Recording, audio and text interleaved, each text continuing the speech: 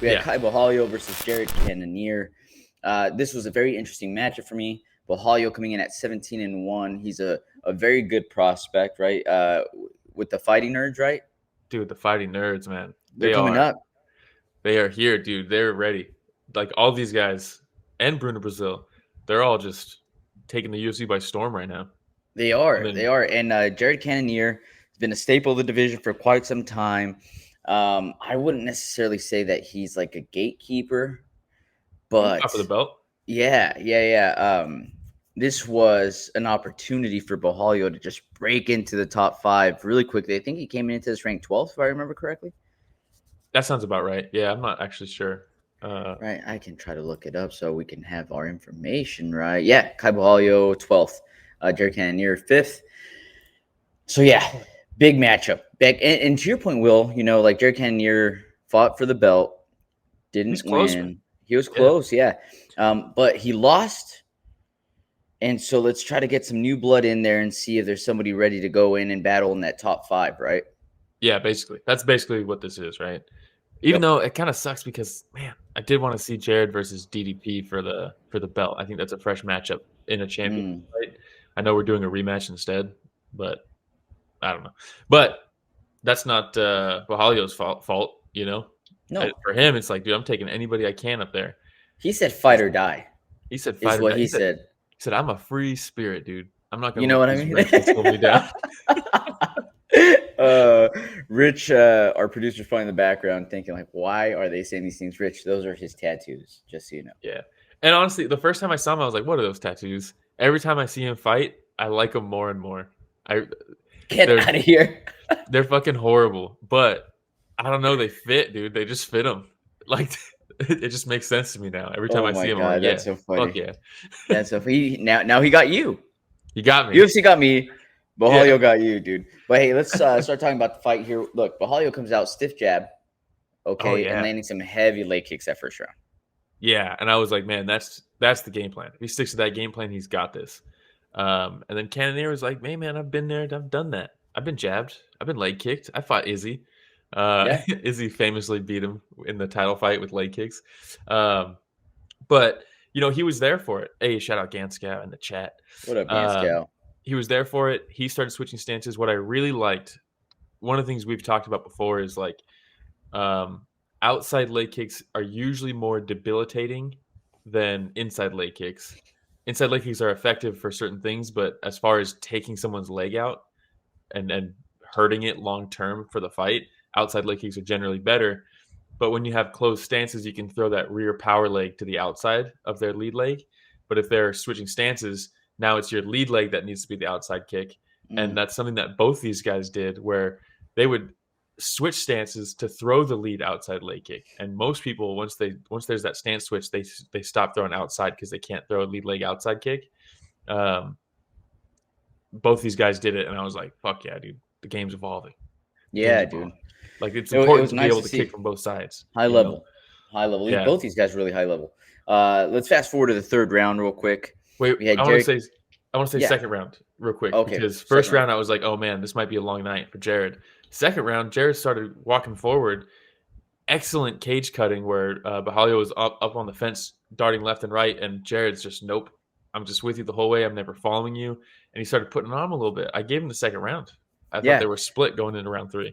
He started extending Started some combinations too, which landing I so really hard. liked. And then he was doing like this hard step forward and coming in with the left, following up with the right, coming in with the left again. And then in that third round, he starts like feinting that step, Yeah, right? yeah. Like instead of like feinting like his entire body, he'd like just feint the step and come in a little bit, and feint the step and come in a little bit. On one of those, he feints the step, and then Borralho was like, "I've seen this before." Tap, tap. Dude, just a quick 1-2 right down the middle, wobbles Cannonier. Yeah, wobbles Cannonier. Fourth round. Can we go back a picture, Rich, real quick? Yeah, fourth round. Cannonier started because the next picture is the start of the finishing sequence. Just so Rich knows too. But fourth round, very even again. I was like, oh man, these guys might be alternating rounds. Cannonier lands a big left hook that literally just slices them right here. It was a bad cut. And I was like, oh. But then Borralho kind of had a good end of that round. where he was landing that jab again. The jab was perfect for Borralho the whole entire fight. He kept landing Yep. that. But it got to the point where in that fifth round, the start of the fifth round, I was like, this might actually be like Cannonier might still be in this. Like he might not even need to finish. He might just need to win this round. Yeah. Takes 2 and 4, 1 and 3 going to Borralho. But you never know. But I was like, this is competitive, man. This is sick because a lot of people, I think, after Borralho's last fight, were kind of tempering their expectations. For a while, they were like, this guy might be the future, and then it was like, oh, maybe not. Let's slow our horses down. Yeah. But then this fight, it's like, dude, he's fighting there with Cannonier, who's he was so close to a title shot just recently, and he's really sticking it to him, holding his own, looking good, dude. And at that point, starting the fifth round, I was like, I fucking love this fight because each round had their own little special thing. Each round, in my opinion, went a certain direction. So there were alternating rounds. There was like specific things happening in each round that would sway it to each person. I was like, this is a great fight. It's a fantastic fight. And It all was it a lot of shows is fun, that, man. and all it shows is Cannonier is still there at 40. He's still at the top of the division at 40, and Borralho is right there with him. Both these guys, I think, are still at that level. But then the fifth round started. Fifth round, man. Borralho, finally a level change. Yeah. Finally the threat of a level change. And it came in the fifth round, but it couldn't have come at a better time. Yeah, it was really good because his grappling is phenomenal. That's like what Mhm. he's mostly known for. And up until that point, there'd been nothing. And you're like, hey man, even if you want to strike with him, maybe just show it. Make him think you're going to take him down. Don't let him get comfortable in a striking match. And then there was another one too, because a lot of times he would just throw the jab, he wouldn't throw the two. Every once in a while, he'd throw the two behind it, and it was landing. But this time, oh my god! So there's the jab, and then here comes the two right behind it in this next picture. Oh, Goddamn! And you see beat the that bloody snot out of him. Yeah, and you see that stagger where he leans forward and then just like, ooh, and then goes down, and you're just like, no. Like a tree. Yeah, like a tree, dude. You got Steve Mazzagatti back there. My Going, oh God. shit. Hey, shout out Mario Yamasaki was reffing PFL. Hey, let's go. Come on. Is he still doing the little heart thing? I missed it. I don't know. I just saw a photo of him in there. But yeah, Brings back memories. Cannonier falls down in slow motion. And I think it was Dan Mergliotta was the ref in this one. Probably could have stopped it there, huh? When he went down like that. Gave him every opportunity in the world. Yeah. Every opportunity in the world, dude. Maybe too many in this one because he goes down, nasty 1-2. He goes down in slow motion. It's like a delayed knockdown, which is rough because then they're just like out on their feet. They're just like their weight distribution is what's keeping them up for so long. It's not because they're like conscious standing up, Yeah. That's why you have to have a solid base, by the way, so that you don't go down immediately. He goes down after like a second, and then Borralho jumps on him, and oh my god, dude, the elbows that he was landing on him, you could have stopped it there. The ground and pound was so nasty, dude, and then he goes for the arm triangle. Cannonier does a great job defending the arm triangle. Yeah, he did. But the whole time he's in the arm triangle defending it, they check him a couple times to see if he's unconscious, and he's like, dude, just let me chill. I'm just trying to fucking figure out what's happening right now. His arms are kind of stuck, right? Because of the positioning of the arm triangle. Like, and all he could do is just leave his thumb up like this. Yeah. He's like, I'm good. Got the bubble. Yeah, they check him a couple times. He's still conscious. He's just trying to get his wits about him. Survives till the end of the fight because this was pretty much there was like a minute left, I think, when he got dropped. And you could see it. He gets up and he's just like, "Fuck!" He knows. It's like, damn. He knew it. Yeah, he knew it. Even if all things were aligning for him in this fight, the fifth round was up for grabs, making the win up for grabs. But that you're not going to win it with that in there. So it's like, even if the judges did see it my way, which they didn't, that round was the decider. And yeah, he dropped that one pretty bad. That's a 10-8 round, right? Oh, yeah, for sure.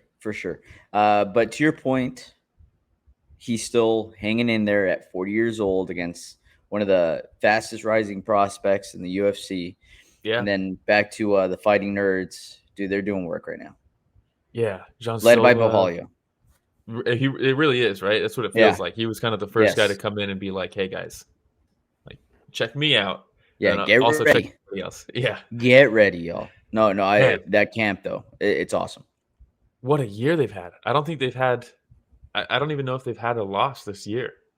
They got multiple wins. Like most of their fighters have multiple wins. I don't know if anybody's lost. Really?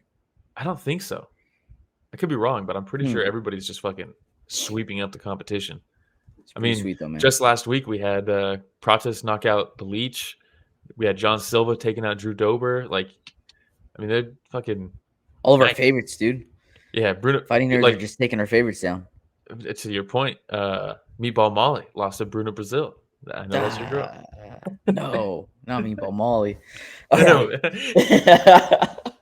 That's it for the main event, though. You have anything else? What's next? What do you think? I mean, take a look at the top 5, right? I mean, that's all you can do from here.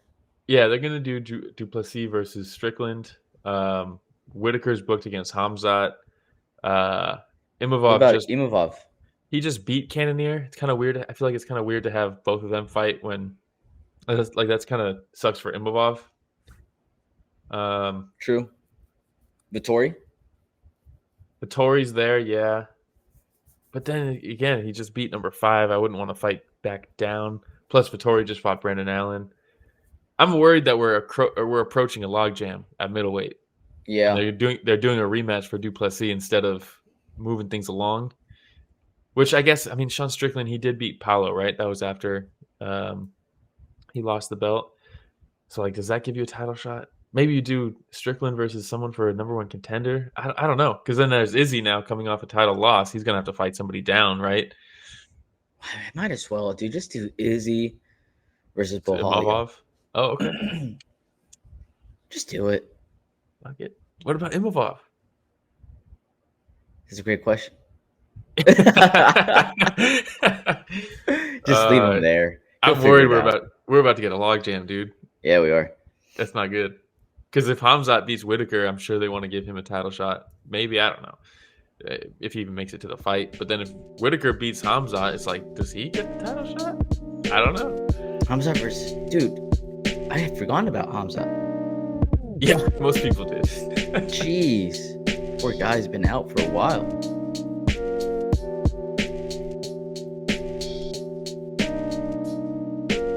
Hey everybody, Romero and Will here. Thank you so much for watching that short clip. It's just a small clip of what we covered this last Sunday. Yeah, if you want to check out the full fight card recap, the link is in the description, and it's going to be on screen at the end here. Don't forget to go back and watch our fighter interviews that we have. And don't forget to tune in live every Sunday morning at 9 a.m. Pacific, 12 p.m. Eastern, and you can join in on the fun. Yeah, don't forget to like, subscribe, hit the notification bell. Goes a long way. All right, everybody, thanks for watching that short clip from Story of the Fight.